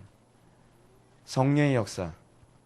성령의 역사를 통해서 하나님께서는 당신의 주권과 초월성을 드러내시거든요. 기도를 안 하니까 그럼 어떻게 해요? 하나님의 능력과 주권과 초월성은 어디론가 가버리고 우리들끼리 자꾸 무슨 연대를 해야 된다. 우리끼리 어떤 데몬스트레이션을 하고 사회 부조리를 꺾어야 되고 무슨 정치 지도자들에 대해서 막 욕하는 욕설의 글을 막 올리고 뭐 그 사람이 욕먹을 사람이 아니기 때문에 그렇다는 얘기는 아니에요. 근데 성경은 그런 식으로 얘기하지 않아요. 하나님께 정하신 질서를 지키는 가운데서 그 가운데서 사회적 개혁을 얘기하는 거거든요. 하나님의 영광이 나타나야 되니까. 칼빈주의 사회에 대한 기본적 이해 봅시다. 첫 번째로 우리 칼빈주의는 낙관론을 배격합니다. 낙관론을 배격한다는 얘기가 무슨 얘기냐면 예수 믿는 사람 많아지면 사회가 자동적으로 개혁된다라고 믿지를 않는다는 거예요. 우리는 어느 날 그랬죠. 그래서 전도만 열심히 했죠. 전도만 열심히 하면 뭐예요? 그 사람들로 하여금 사회에 나가서 소금과 빛의 역할을 감당하기에 각자가 기도하고 헌신하고 충성된 삶을 살라고 요구 안 했죠. 각자는 자기 멋대로 살아가는데 그러면서 뭘 얘기하는 거냐면 교회들끼리 모여서 하나의 정치적 힘을 발휘하죠. 이게 비성경적인 거예요. 제가 여러분들한테 그랬죠. 교회는 정교 분리라 했어요. 정교 구분이라 했어요. 정교 구분이죠. 교회는 정교 분리가 아니라 정교 구분입니다. 왜 자꾸 교회가 정치적인 힘을 발휘하기 위해서 단체 행동을 하려고 하는지 아세요? 그 이유는 뭐냐면 각자가 개인이 정치인들은 정치인이 또는 사회인들은 그러니까 소위 그 경제인들은 경제계에서 교육계에 있는 사람들은 교육계에 있는 사람들이 각자가 자기 맡은 소명을 거기서 감당하지 않기 때문에 그래요. 그러니까 어떻게 해요? 사회적으로는 그 사람들이 자기 있는 구석구석들을 다 망가뜨려 놓고 그리고 나서 안 되니까 어떻게 해요? 그 썩어 빠진 인간들끼리 모여서 같이 우리들끼리 힘을 내서 사회를 뒤엎자라고 얘기하는 거예요. 여러분 그렇게 해서 사회가 개혁되고 나면요 또 다른 문제가 발생해요. 어떤 문제가 발생하냐면 전능성을 교회에게 이제 힘을 실어주기 시작해요. 그게 바로 로마 가톨릭이거든요. 그래서 이 종교개혁 당시에도요 교회가 정치를 하면 안 된다라고 한 이유가 거기 있어요. 지금 우리 교단의 지금 총회장님이 지금 뭐 기독교 무슨 당을 또 만든다고 하는데 제발 이게 보통 문제가 아니에요. 그렇게 되면 하나님 영광 다 가리거든요. 정치계에서 흙탕물 튀겨가면서 교회 이름으로 정치 활동하다가 비리라도 나와봐요. 그러면 그 당이 썩었다라고 얘기하지 않고 교회가 썩었다라고 얘기하는 하나님 영광 가려진단 말이에요. 저는 이게 참 지금 걱정이에요. 지금 걱정. 교회가 타락하면 자꾸 우리들끼리 힘을 합치자는 소리가 자꾸 나와요. 근데 우리들끼리 힘을 합치지 않아도 상관없어요. 각자가 자기 위치에서 자기 맡은 소명대로 충실하게 행하면 사회는 개혁돼요. 문제는 여러분들 각자가 엉뚱한 짓 하고 돌아다닌다는 게 문제인 거예요. 거기서. 이거 우리 기독교인들이 다 회개해야 될 문제예요. 비번 봅시다. 칼빈주의자들은 개인이 사회구조를 형성하는 만큼이나 사회구조도 개인을 형성하는 데 큰 영향을 미친다고 생각한다. 자, 제가 여러분한테 이렇게 말씀드렸습니다. 구조가 세상을 변화시키진 않는다. 구조가 유일한 대안이 아니라는 얘기예요. 그러나 어떤 구조는 우리로 하여금 하나님 말씀대로 살지 못하도록 만드는 구조가 있어요. 그 구조는 어떻게 해야 돼요? 개혁을 해 나가야 돼요. 단편적인 예를 들어서 어떤 구조가 그렇죠? 사회 전반적으로 음란한 문화를 조장하는 구조들. 또 사회 전반적으로 그 구조 자체가 사탄적인 구조가 있어요. 그런 거는 우리가 개혁해 나가야 될 문제예요. 그러나 어떤 영역은 이건 아디아포라의 영역이기도 하죠. 이거는 구조의 문제가 아니라 본성의 문제일 경우에 그 문제 가지고서 우리는 싸울 것이 아니라는 것이죠. 여러분들 무슨 말인지 잘 이해할지 압니다. 그 우리나라 사회는 지금 점점 죄를 가볍게 여기는 그런 그 문화죠. 예를 들어서 우리나라의 전반적인 문화가 어떠냐면 그 음란하게 옷 입고 돌아다녀도 괜찮은 문화인 거예요. 근데 그런 상태에서는 경건을 유지하기가 힘들어요. 제가 먼저에도 미국 갔을 때 느낀 게 뭐냐면 그 캘리포니아 지역에 있음에도 불구하고 그레이스 커뮤니티 같은 경우에는 사람들이 굉장히 옷차림이 다 검소하고 그리고 그 뭐랄까 굉장히 좀 정숙해요. 네. 어떤 사람은 촌스러웠어요. 근데 그런 옷차림을 입고 다니면서 상대방에게 성적인 자극을 거의 주지 않는 그런 문화예요. 그래서 야 말로만 듣는데 진짜로 그러네 놀랬어요. 그런 상태에서 우리가 더 경건을 유지하기 좋겠죠. 근데 제가 베버리 힐즈나 그렇지 않으면은 그 뭐죠 다운타운 지역을 들어왔더니 뭐 옷차림이 장난이 아니에요. 그 멀찌감치 딱 봤더니 어떤 두 남자가 너무나 정겹게 서로 껴안고 가고 있어요. 말로만 듣던 그런 사람들. 그러니까 아이들이 정서적으로 경건하기가 상당히 어렵겠죠. 그리고 제가 이번에 미국 가서 느낀 게 왜 이렇게 전신문신하고 돌아다니는 사람들이 많은지 모르겠어요. 그 문신 문화가 우리나라에 그대로 파급돼가지고 이제 뭐 문신 그거 뭐예요? 문신티라 그러네? 그런 것까지 하고 돌아다니고요. 이 사회가 점점 악을 대수롭지 않게 여기는 문화로 가고 있어요. 근데 그 역할을 누가 막아야 되느냐? 그리스도인들이 막아야 돼요. 그리스도인들이. 알파벳 C를 한번 보실까요? 칼빈주의자들은 이혼론이 하나님의 주권의 범주에 제한시킨다고 생각한다. 오늘날 교회가 이 지경이 되는 가장 중요한 원인 중에 하나를 우리 개혁주의자들은 이혼론, 듀얼리즘에 있다고 생각을 하고 있어요. 그러니까 대부분 이제까지 우리가 알고 있는 기독교는 어떠냐면 교회 안에서는 할렐루야 하면서 막 뭐 불처럼 기도를 하고서 밖에 나오면 놀렐루야로 살아가죠. 안 믿는 사람도 똑같이 살아가요. 안 믿는 사람들처럼 술 마시고 담배 피고 거짓말도 하고 뇌물 받고 안 믿는 사람들은 똑같이 싸움박질하고. 그러니까 어떤 외국인 목사님이 한국 교회 와서 그랬다잖아요. 한국 교회 딱 와봤더니 막 성도들이 막 열성적으로 기도하고 막 바글바글 하잖아요. 막 어떤 교회는 출석 교인들만 한 뭐 몇만 명 모이는 교회 있잖아요. 야 한국 교회는 대단하다. 근데 밖에 나왔더니 그 많은 사람들이 어디 가는지 모르겠는 거예요. 쓰레기 아무데나 막 버리고 막 신호 위반하고 뭐 죄 짓고 뭐 그런 게 보편화되어 있는 모습 보면서 아니 이렇게 많은 사람들이 각자 있는 영의 소금과 빛의 역할을 한다 이렇게 될 수가 없는데 그럴 수가 없는 거예요. 여러분 제가 한 가지 놀라운 얘기 하나 해드릴게요. 제가 옛날에 그 가난교회에서 제가 청년부 사역했다 그러지 않았습니까? 가나안 교회가 한 1000명 정도 돼요. 그 교회가. 근데 제가 대략 1000명 정도 됐는데 제가 맡고 있었던 청년들이 한 40명 정도밖에 안 됐어요. 그럼 몇 퍼센트죠? 산수 빠른 사람 몇 퍼센트입니까? 0. 몇 퍼센트예요? 0.4%죠. 0.4%인데 교회 분위기가 다 달라졌어요. 저 그거 보면서 알았어요. 가능하구나. 진짜 여러분 믿어지지가 않죠. 그 4%가 4% 중에서 여러분 40명이 다 변화된 것도 아니에요. 그 중에서 거듭난 사람 제가 보기엔 소수밖에 안 되거든요. 근데 그 40명이 불붙어서 주일학교에 헌신하고 뭐 유치부에 헌신하고 뭐 중고등부에 헌신하고 뭐 여기저기 부서에서 막 헌신하고 막 그러니까 교회 분위기가 막 다 성경 공부하자 뭐 기도하자 막 작년들까지도 분위기가 싹 달라지는 거예요. 저는 청년부밖에 한 게 없거든요.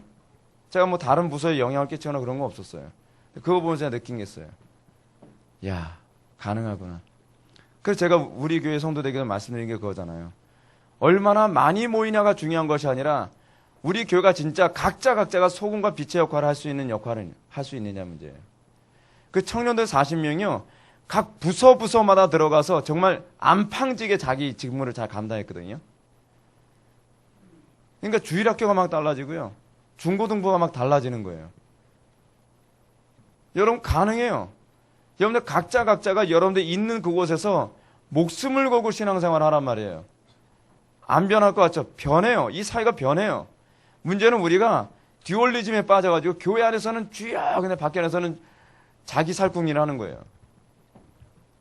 그러니까 자기가 있는 가정 하나 변하지 않잖아요.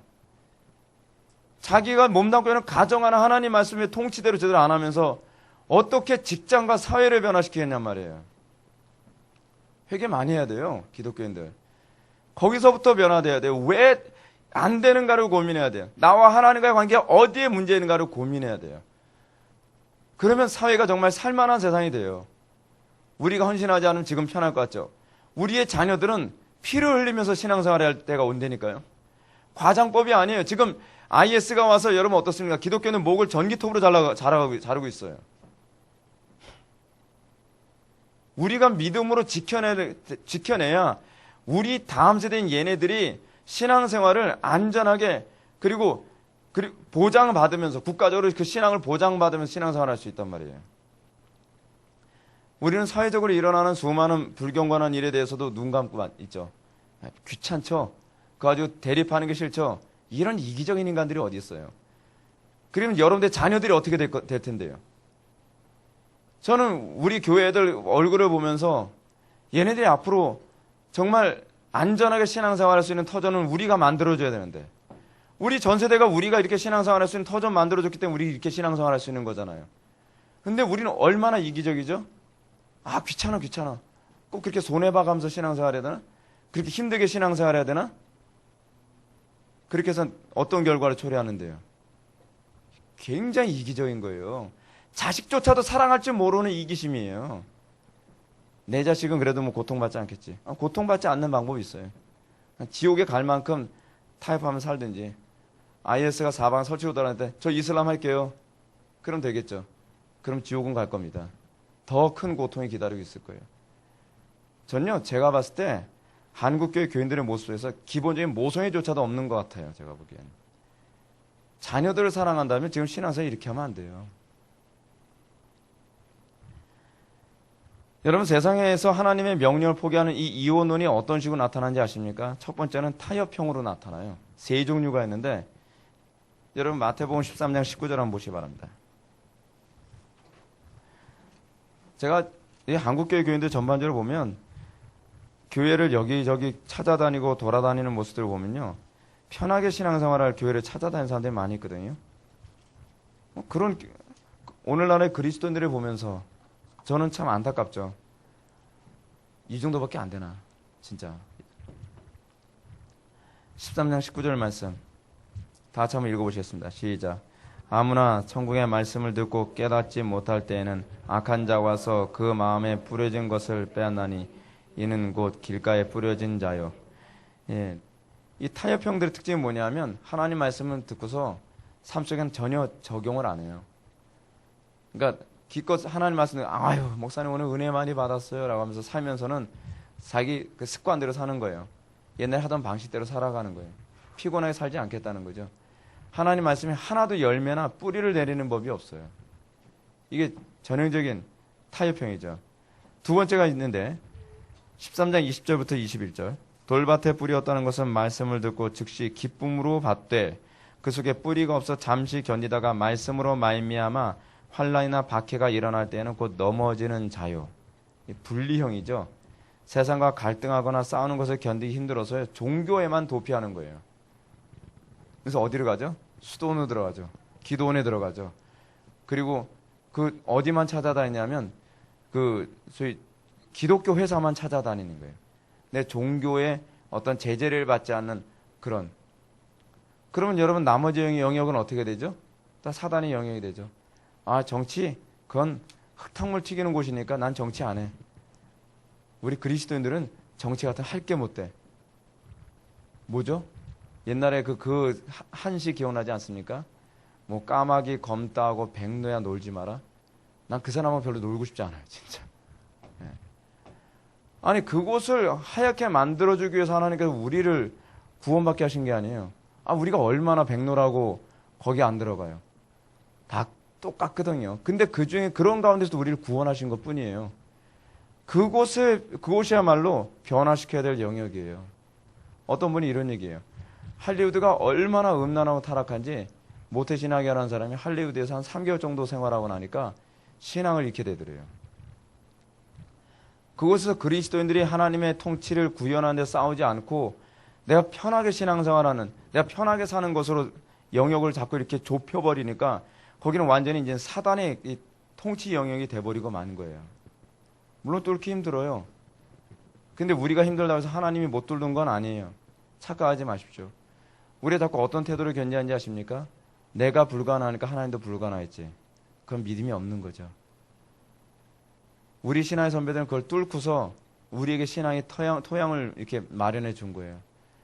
우리가 지금 신앙생활을 이렇게 편안하게 할 수 있었던 게 우리 신앙의 선배들이 할 만해서 그런 줄 아십니까? 초창기 때 우리나라 선교사들이 왔을 때 평양이 어땠다 그랬어요? 애들이 놀이가 시체 목에다가 새끼줄 묶어서 끌고 다니면서 노는 게 그게 놀이였다 그러잖아요. 그 정도로 황폐하고 그 정도로 파괴되어진 정서를 가지고 있었던 상황이었어요. 선교사들이 울면서 기도했죠. 하나님, 이곳에도 과연 하나님의 통치가 임할 수 있나요? 그리고 그 얼굴 허연 양반들이 지구 반대편으로 그 먼 데에서 배 타고 와가지고 말이에요.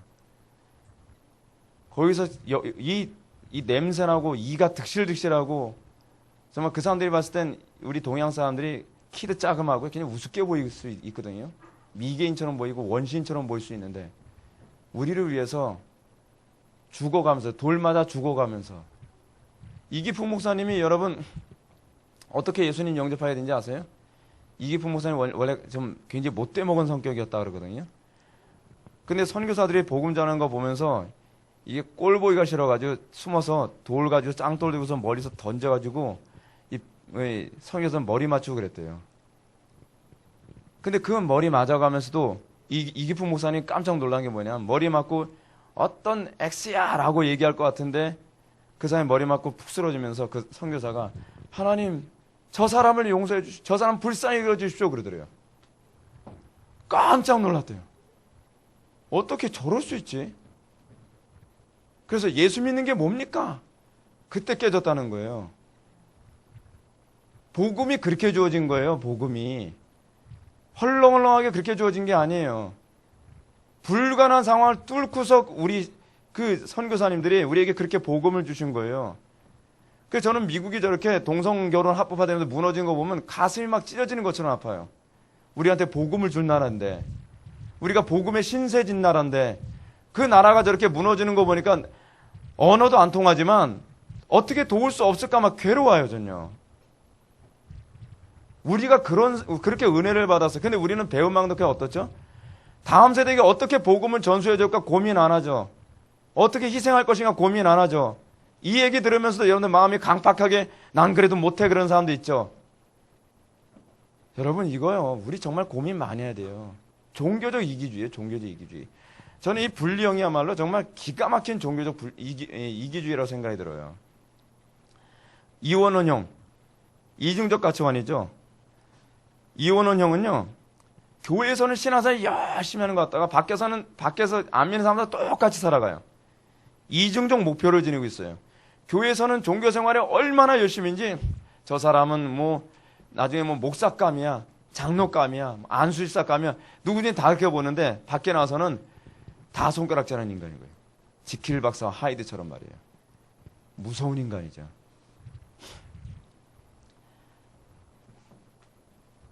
정말 이 이원론이 교회 안에 들어오면요, 사람이 그렇게 바뀌어요. 지킬 박사 하이드처럼 말이에요. 그래서 우리 개혁주의는 이원론을 철저히 배격해요. 이원론과 싸우지 않으면 교회의 생존 자체가 흔들려요. 여러분들 마음속에 그 이원론과 싸워야만 합니다. 여러분, 우리는 본성적으로 어떤지 아세요? 지지난 금요일 기도회 때 제가 우리는 정말 그냥 최선을 다하지 않으면 그냥 곧바로 철학으로 가는구나라는 걸 제가 대번에 느꼈어요.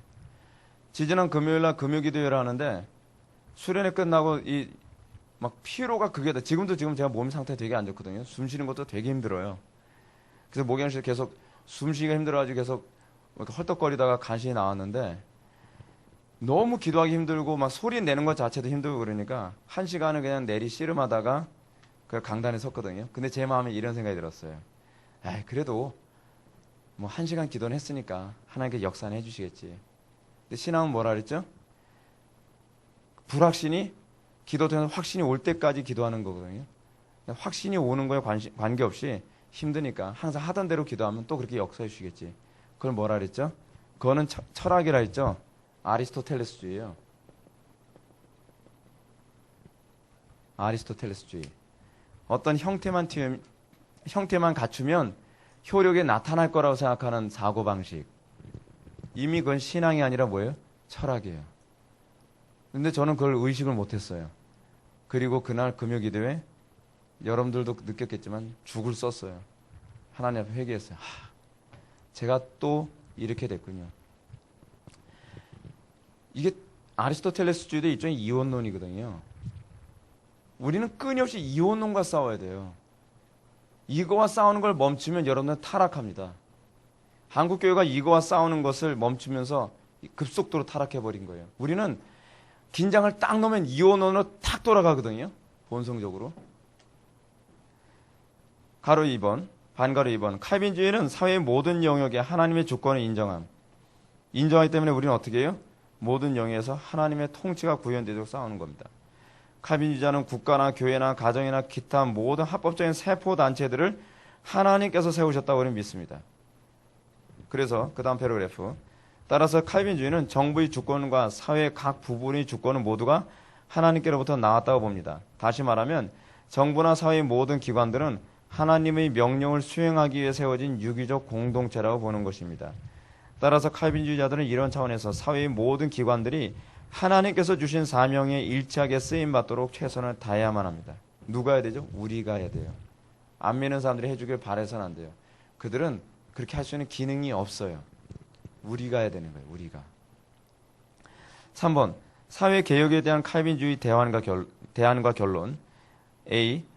먼저 사회 문제와 사회개혁을 위해서 기도해야만 합니다. 항상 조지 뮬러가 얘기하는 것처럼 기도보다 앞서서는 안 됩니다. 모든 면에서 여러분 기도가 앞서야만 합니다. 설교를 하기 전에도 기도가 앞서야 되는 것처럼 여러분들이 어떤 목표를 향해서 달려갈 때 하나님의 뜻이면 기도 안 해도 되는 게 아니에요. 기도를 안 하면 하나님의 일이 아니라 내 일이 됩니다. 아시겠습니까? 그러니까 여러분들이 항상 뭐든지 기도가 앞서야 됩니다. 가정을 개혁해야 됩니까? 방법 찾지 말고 기도부터 찾으십시오. 우리는 본성적으로 우리 가정에 문제가 있으니까 이 문제를 어떻게 해결할까? 자꾸 how. 여러분 기도를 안 하면 자꾸 어디로 가냐면 how로 간다 그랬죠? 제가 여러분에게. 이게 굉장히 위험한 거죠. how가 없을 수는 없어요. 근데 how는 어디서부터 출발해야 되냐면 what에서부터 출발해야 돼요. 우리 가정에 왜 문제가 생기지? 문제가 무엇이지? 여기서 출발해야 돼요. 그렇지 않습니까? 문제가 무엇인지도 모르면서 곧바로 다이렉트로 how로 가면 어떻게 되는 거죠? 어떤 분이 그런 얘기 하잖아요. 오늘날 교육 정책을 가장 크게 망치는 것은 옆집 아줌마들이라고요. 옆집 아줌마들 통해서 자녀 교육의 교육 방침이 계속 바뀌어요. 옆집 아줌마들이 아유 개똥이 엄마 우리 딸 요번에 이렇게 해서 정말 성적이 쭉 올라왔어요. 어떻게 했는데 자기 아이가 무엇이 문제인지 전혀 모르고 그래서 옆집 개똥이 아줌마 그 방법 안 되면 또 그 다른 옆집 또 소똥이 아줌마예요. 뭐죠? 어떻게 그렇게 됐죠? 어떻게? 자기 아이가 무엇이 문제인지 모르는데. 근데 이 왓에 관한 문제를 해결하는 건요. 하나님의 성령이 조명하심을 통해서 가능하거든요. 기도하면 성령께서 무엇이 문제인지 알게 돼요. what? 무엇이 문제냐? 내가 하나님을 경외하지 못한 게 문제군요. 우리 가정이 정서적으로 안정되지 못해서 우리 아이가 성적도 안 오르고 성경이 삐뚤어지는 거군요. what이 생겨는. 그 다음에 how가 나오죠. 그러면 우리부터 개혁돼야 되겠다. 우리 가정의 분위부터 바꿔야 되겠다. 그렇게 돼가는 거 아니겠습니까? 근데 우린 자꾸 교육 정책을 옆집 아줌마들한테 계속 바꾸죠. 옆집 아줌마, 뭐 윗집 아줌마, 아랫집 아줌마 다 이 집 저 집 다 하면서 인터넷 뒤져보고 우리 아이는 이렇게 서울대에 들어갔다. 그래서 하우만 찾아다니다가 애가 엄마 왜? 저 이제 고3 됐는데 어떻게 해요? 언제 고3 됐니? 난 찾다가 세월 다 보냈다. 그 하우는 아무리 찾아도 소용이 없어요. 아이들의 기능이 다른데요. 문제가 다 다른데요. 여러분들 각자의 영역에서 우린 자꾸 어떻게 하죠? 나의 직장에서의 문제, 가정에서의 문제, 교회에서의 문제. 이 문제를 해결하려면 우리는 what부터 시작해야 돼요. 무엇이 문제인가요? 근본부터. 기도로 시작을 해야 돼요. 그래서 두 번째, 개인적으로 우리는 자선을 할 수 있다. 교회는 기도만 하는 곳이 아니라 기도하고 실천하는 곳이어야만 합니다. 아니, 이 표현보다 더 적절한 표현이 있어요. 기도는 우리를 실천하게 한다. 실천하지 않는 기도는요, 성령께서 역사하시지 않는 기도임에 틀림없습니다. 여러분 기도를 기도답게 해보신 분들이 있으십니까? 그걸 여러분들이 경험해 보셨다면 기도가 반드시 여러분들 하여금 실천하게 만들고, 기도가 반드시 여러분들 하여금 십자가를 지게 만들고, 기도가 반드시 여러분들 하여금 희생하게 만든다는 것을 경험하게 될 겁니다. 근데 우리는 기도를 하는데 움직이질 않아요. 기도를 하는데 변하질 않아요. 기도를 하는데 아무것도 희생을 안 해요. 그거는 성령에서 기도한 게 아니에요. 그냥 시간만 때운 거예요. C. 사회적으로 성도들은 최소한의 정치에 관심을 가져야 한다. 사회 변화를 위해서 우리가 관심을 안 가질 수 없는 것은 정치입니다. 그래서 선거에 투표권을 행사하여 바른 주권을 행사해야 하며 각종 모임에 바른 신앙을 가진 자로서 발언을 할 수 있어야 합니다. D.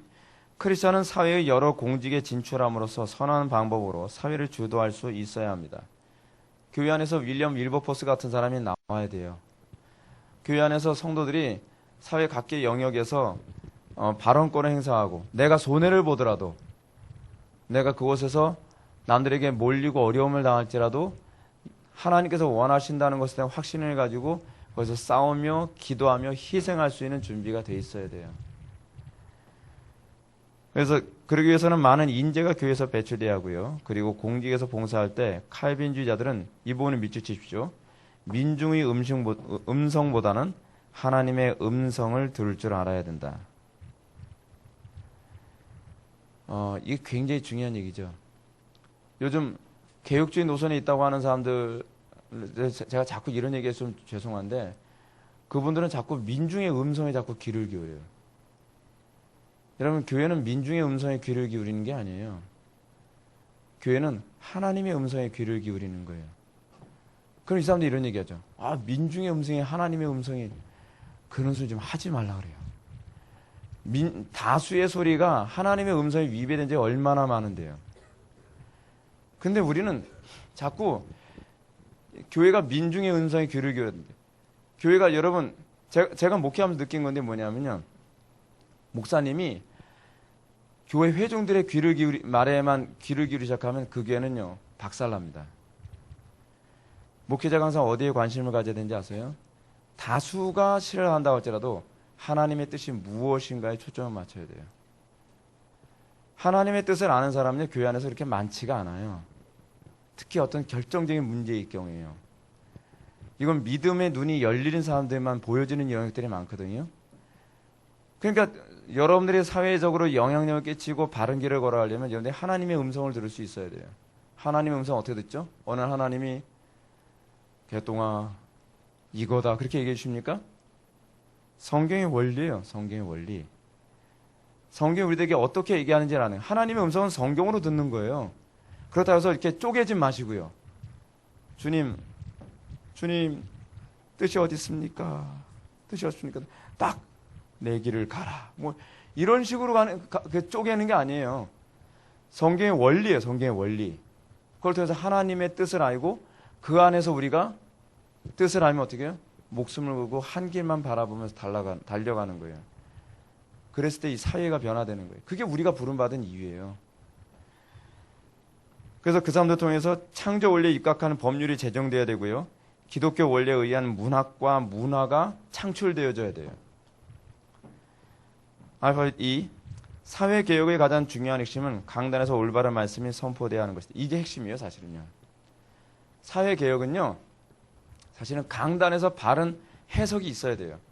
하나님의 말씀을 기초로 해서 사회 전반적으로 일어나는 모든 것을, 그래서 제가 로이드 존스 목사님이 굉장히 좋아해요. 로이드 존스 목사님은 강단에서 정치 얘기는 안 해요. 그렇지만 정치를 어떻게 해석해야 될 것인가와 관련된 이해를 돕는 설교가 내용에 가득해요.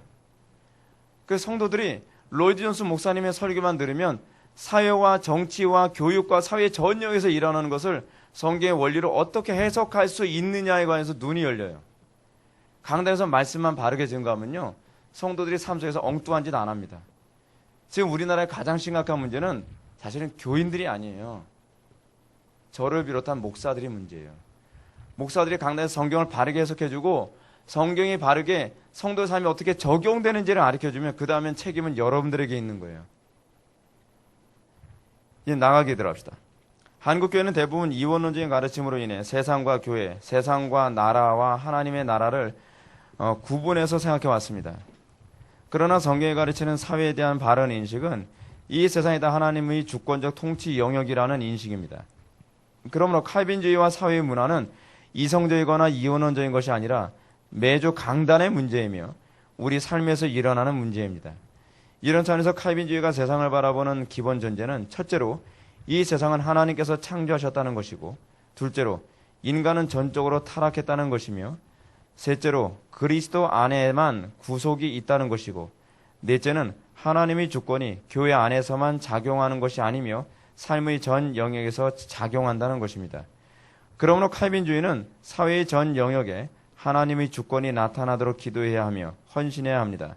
그렇게 함으로써 지금까지 자유주의자들에게 자리를 내어주었던 사회개혁과 변화를 칼빈주의자들이 다시금 회복해야 할 것입니다. 다 같이 기도하시겠습니다. 사랑이 많으신 하나님 아버지, 우리가 오늘 이 시간 칼빈주의와 사회에 대해서 살펴봤습니다. 쉬운 문제가 아닌 줄 압니다. 우리가 하나님의 말씀을 직접적으로 실천하고 헌신할 때라야만 현실화될 수 있는 문제인 줄 압니다. 아버지 하나님, 우리 성도들 마음속에 다음 세대를 바라보는 사랑과 열정을 품게 하여 주시고, 그래서 우리가 땀 흘려서 다음 세대에 피를 흘리지 않게 하여 주옵소서. 우리가 정말 하나님을 경외함으로 그 말씀을 삶 속에 구석구석 적용할 줄 아는 열정과 지혜를 허락하여 주옵소서. 예수님의 거룩하신 이름으로 기도드립나이다.